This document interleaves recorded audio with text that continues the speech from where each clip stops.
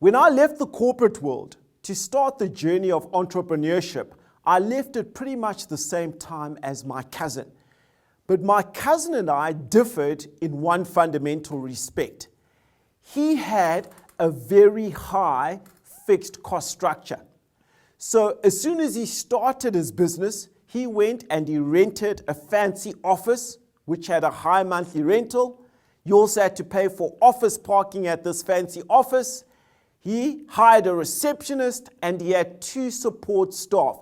That increased his fixed cost structure significantly. Also, if you looked at his personal life, he was driving a big fancy car that he had bought on credit. He was paying that off monthly, and he had a very, very big fancy house, and he had a monthly mortgage bond to service. Overall, in both his business life and his private life, he had a very high fixed cost structure. In contrast, I had no office costs. I worked from home. I had no staff. Me and my partner were the staff complement. We were the team. And our costs were limited to our cell phone contracts and our data contracts. We didn't even have computer costs. We bought our own laptops individually. Now, I wasn't cleverer or in any way better than my cousin. But what I managed to do is I managed to keep my fixed cost structure very, very, very low. And in the first 12 months of business, I realized that the market didn't think I was as good as I thought I was.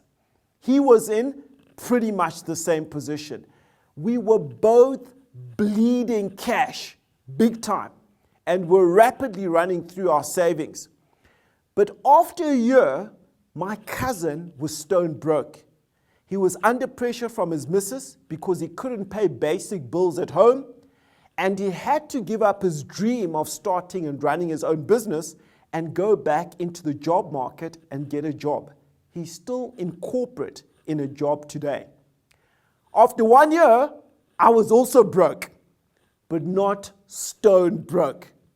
My frugal living gave me the space to stay in the game for 6 more months. And during those 6 more months, things turned around, slowly but steadily.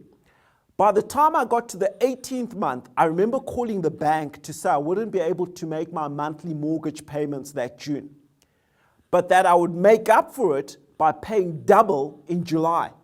And I honored that promise, and I've never looked back.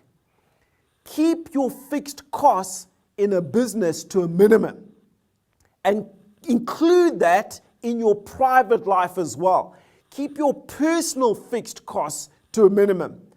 Fixed costs are a killer because you're locked into them. They increase how quickly you burn through your cash, your savings, and your reserves. And they add all sorts of stress and pressure that distract you from your core business of getting and servicing customers. Keep your fixed costs as low as you possibly can.